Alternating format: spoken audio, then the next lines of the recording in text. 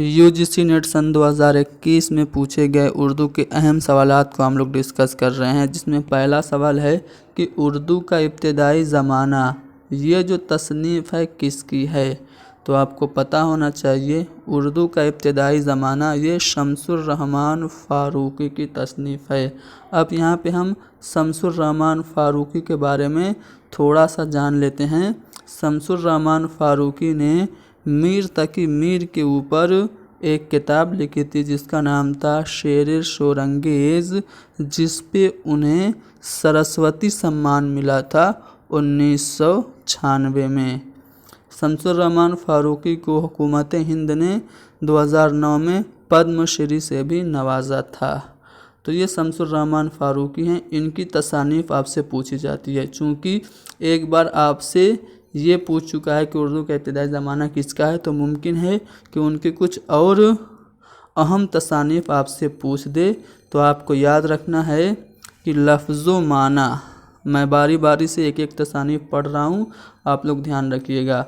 लफ्ज़ो मानी ये फ़ारूक़ी की है। इसके अलावा शेर, गैर शेर और नस्र, उसके बाद उरूज़, आहंग और बयान जो कि नेट सन 2019 में पूछा गया था, यह भी शम्सुर रहमान फ़ारूक़ी की ही तसनीफ़ है। तनकीद, तनकीदी अफ़कार फ़ारूक़ी के तबसरे, जैसा कि नाम से ही पता चल रहा है। अफ़साने की हिमायत, इस्बात नफ़ी और शेर शोरंगेज़ जो कि 4 जिल्दों में है, मीर तकी मीर के बारे में है। ये इम्पोर्टेंट है, आपको याद रखना है, ठीक है। शेर शोरंगेज़ के लिए ही इनको सरस्वती सम्मान मिला। तफ़हीम गालिब, ये 1989 में लिखी गई मिर्ज़ा गालिब के ऊपर किताब, इसको भी याद रखिएगा, शम्सुर रहमान फ़ारूक़ी की है।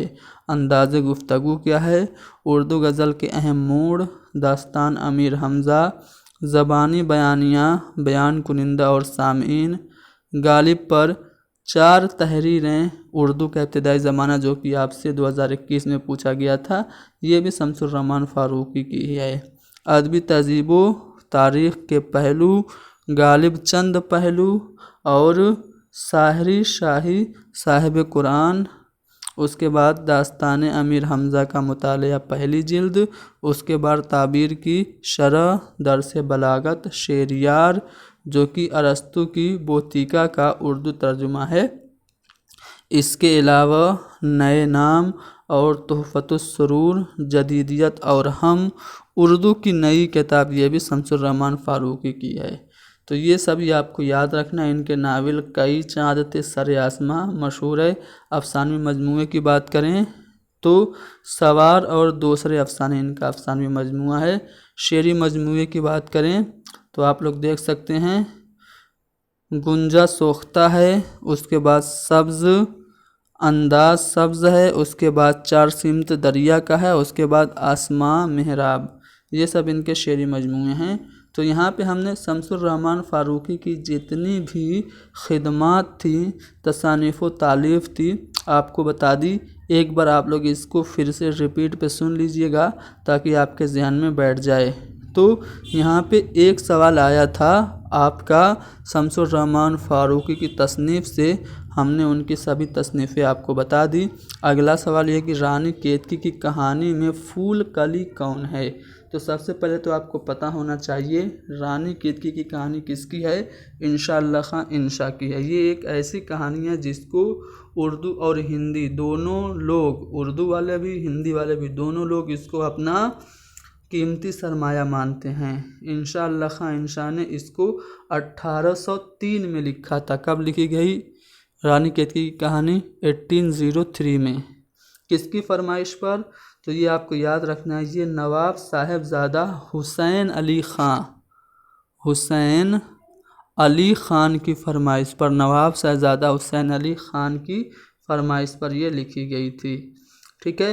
रानी केतकी की कहानी को मौलवी अब्दुल हक ने किताबी सूरत में 1933 में शाये किया था, ठीक है ना। इंशा अल्लाह खां इंशा की रानी केतकी के अलावा और भी तसानीफ़ हैं, जैसे दरियाए लताफ़त 1802 में लिखी उन्होंने, जो कि कवायद की किताब है, जिसका तर्जुमा पंडित ब्रिजमोहन दत्तात्रेय कैफ़ी ने भी किया। इसके अलावा लताइफ़ुस सआदत ये भी इंशाअल्लाह खाइंशा की है। और सलके गौहर, ये इम्पोर्टेंट है, इसको ध्यान रखिएगा। सलके गौहर क्या है? सलके गौहर बिना नुक्ते की किताब है। सलके गौहर ये गैर मनकूता एक किताब है बिना नुक्ते की। ठीक है, तो 3-4 तसानिफ इंशाअल्लाह खाइंशा की याद रखने हैं। पहले तो दरिया लताफ़त, कवायद की किताब, लताइफुस सआदत, सलके गौहर और रानी केतकी की कहानी। ठीक है, अब आते हैं सवाल पे। रानी केतकी की कहानी में जो फूल कली है वो कौन है? एक मालिन है फूल कली। ठीक है, फूल कली रानी केतकी की कहानी में एक मालिन है। देखिए यहाँ पे जितने भी किरदार हैं सबके बारे में जान जाइए। सबसे पहले कुंवर उदयभान की बात करें तो ये हीरो है और रानी केतकी हीरोइन है। मदनबान जो रानी केतकी की हमराज और सहेली है, वह इस दास्तान का बाअमल, बाहिम्मत और सबसे जानदार किरदार है। रानी केतकी की कहानी का सबसे जानदार किरदार मदनबान है। सूरजबान ये उदयभान का बाप है। रानी लक्ष्मी बास ये कुंवर उदयभान की माँ है। चंद्रभान ये चचा है कुंवर उदयभान का। राजा जगत प्रकाश जो है ये रानी केतकी का बाप है। और रानी कामलता ये रानी केतकी की माँ है। जोगी महेंद्र गर जो है ये जगत प्रकाश का गुरु है, जिसके 9 लाख अतीत और जो कैलाश पर्वत पे रहता था। ठीक है, और उस पहाड़ का जो एक हिस्सा था वो चांदी का था। राजा इंद्र जो है वो महेंद्रगढ़ का क्या था? दोस्त है। और फूल कली जो कि आपसे पूछा गया है, एक मालिन है जिसने शहजादी के उस खत को पंखड़ी में लपेटकर शहजादी को दिया था जिसमें भागने का पैगाम था। तो फूल कली आपने जान लिया एक मालिन है। और अमरावत हाथी राजा इंद्र के हाथी का नाम है और कैलाश एक पहाड़ का नाम है। तो यहाँ से मैंने रानी केतकी के सभी किरदार आपको बता दिए। किरदार काफ़ी अहम है, पूछे जाते हैं। एक बार फिर से सुनिए। रानी केतकी की कहानी 1803 में लिखी गई। नवाब साहेब अली हुसैन खान की फरमाइश पर मौलवी अब्दुल हक ने रानी केतकी की कहानी को किताब सूरत 1933 में देकर शाये किया। इसके किरदार आप यहाँ पे देख सकते हैं। अच्छा, बेनज़ीर किस ड्रामे का किरदार है? बेनज़ीर जो है किस ड्रामे का किरदार? देखिए, एक तो शहज़ादा बेनज़ीर ये तो सिहरुल बयान का किरदार है, लेकिन यहाँ पे आपको ड्रामा पूछा जा रहा है। ज़हाक का है, अनारकली का है, यहूदी की लड़की का है या फिर आगरा बाज़ार का है? तो ड्रामा आगरा बाज़ार का ही किरदार है बेनज़ीर। ठीक है, अब ये जो आगरा बाज़ार है इसके बारे में और हबीब तनवीर जो कि उसके राइटर हैं उनके बारे में थोड़ा सा जान जाइए। हबीब तनवीर, इनका असली नाम हबीब अहमद ख़ान है। 1923 में 1923 में ये पैदा होते हैं कहाँ पे? रायपुर में। और इनका इंतकाल होता है 2009 में। कहाँ? 2009 में ये भोपाल में इंतकाल कर गए। किसके बारे में बात हो रही है? हबीब तनवीर के बारे में। ठीक है, हबीब तनवीर का ही एक बहुत ही अहम ड्रामा है आगरा बाज़ार। ठीक है, कब लिखा गया आगरा बाज़ार? तो 1954 में लिखा गया। ठीक है, और पहली बार ये जामा मिल्लिया इस्लामिया नई दिल्ली में खेला गया था।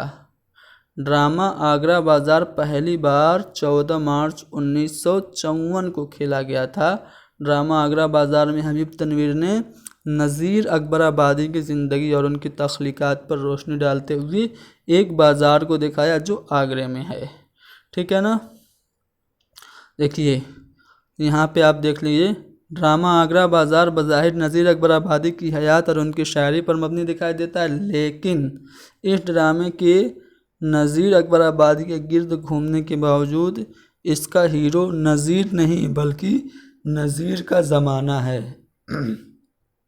ठीक है, तो इस तरह से आपने जान लिया कि आगरा बाज़ार जो है ये हबीब तनवीर का है, 1954 में लिखा गया।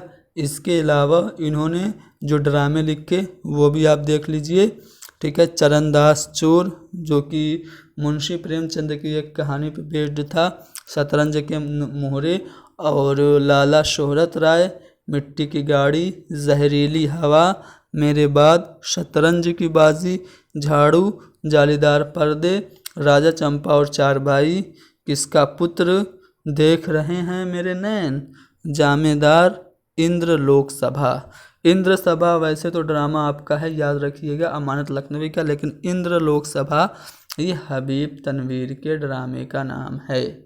तो हबीब तनवीर के बारे में सब कुछ जान गया आपने, और उन्हीं का ड्रामा है आगरा बाजार, और आगरा बाजार का ही किरदार है बेनज़ीर। आगे बात समझ। चलिए आगे बढ़ते हैं अगले सवाल पे। सर सैयद ने लंदन के सफ़र का आगाज़ हिंदुस्तान के किस शहर से किया था? सर सैयद ने लंदन के सफ़र का जो आगाज़ किया था वो बनारस से किया था। उनका एक सफ़रनामा भी है जिसका नाम है सफ़रनामा मुसाफिरान लंदन, जो कि 1869 में, सफ़रनामा मुसाफिरान लंदन 1869 में अखबार साइंटिफिक सोसाइटी अलीगढ़ में शाया हुआ था। किताबी सूरत में पहली बार इसे मजलिस तरक्की अदब लाहौर ने 1961 में शाया किया था। तो इन्होंने लंदन का जो सफ़र का आगाज़ किया हिंदुस्तान के बनारस से शुरू किया था। अच्छा, रानी सतवंती और दीद बानो किस मसनवी के किरदार हैं?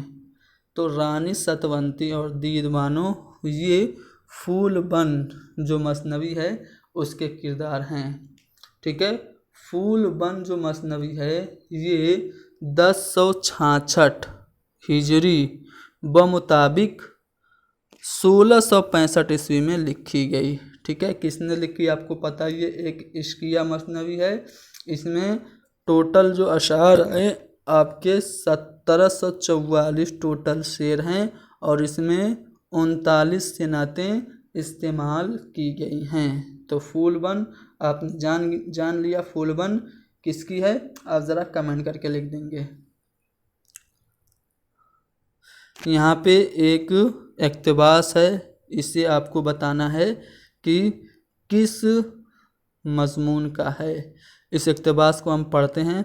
बरसात की सड़ी गर्मी पड़ रही हो, किसी घरेलू तकरीब में आप देखेंगे कि मोहल्ले नहीं सारे कस्बे की औरतें, खा वो किसी साइज उम्र मिजाज या मुशर्रफ की हों, रौनक अफरोज़ हैं। और ये बताने की ज़रूरत नहीं कि हर औरत की गोद में दो एक बच्चे और ज़बान पर 5-7 कलमात खैर होंगे। कितनी ज़्यादा औरतें कितनी कम जगह में आ जाती हैं इसका अंदाज़ा कोई नहीं कर सकता। तो ये जो पैसेज है वो किस मज़मून से लिया गया है, तो ये चारपाई से लिया गया है। ठीक है। तो हमारा तीसरा वाला ऑप्शन यहाँ पे करेक्ट होगा। यहाँ पे एक शेर है, ज़ौक़ का बताना है कि कसीदा के किस जुज़ से ये, ज़ौक़ के किस कसीदा के किस जुज़ से ये लिया गया है। तशबीब, गुरेज, मदद, दुआ और मुद्दवा ये 5 अज्ज़ाए तरकीबी कसीदा के होते हैं ना, तो उनमें से ये जो शेर है कहाँ से लिया गया है। हर एक खार है हर एक खार है गुल, हर गुल है एक सागर ऐश, हर एक दस्त चमन हर चमन बेहिश्ते नज़ीर।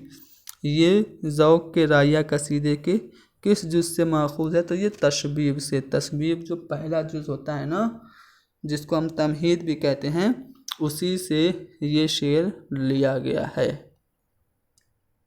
हल्क़ाए अरबाब ज़ौक़ का पहला जलसा किसके घर मुनक़िद हुआ? अब देखिए हल्क़ाए अरबाब ज़ौक़ जो है ये तरक्की पसंद तहरीक के मुकाबले में ये बनाया गया। ठीक है। कब बनाया गया, तो 29 अप्रैल को का किस सन में, 1939 में, तरक्की पसंद तहरीक के 3 साल बाद। ठीक है। तो यहाँ पे आप देख सकते हैं 1939 में हल्क़ाए अरबाब ज़ौक़ इसका क़याम हुआ। कहाँ पे, लाहौर में सैयद नसीर अहमद जामई के घर में। ठीक है। पहली इनकी मजलिस हुई थी। तो यहाँ पे हल्क़ाए अरबाब ज़ौक़ का पहला जलसा किसके घर हुआ, तो सैयद नसीर अहमद जामई के घर पहली मजलिस हुई, पहला जलसा हुआ, जिसमें कौन कौन से लोग शामिल थे?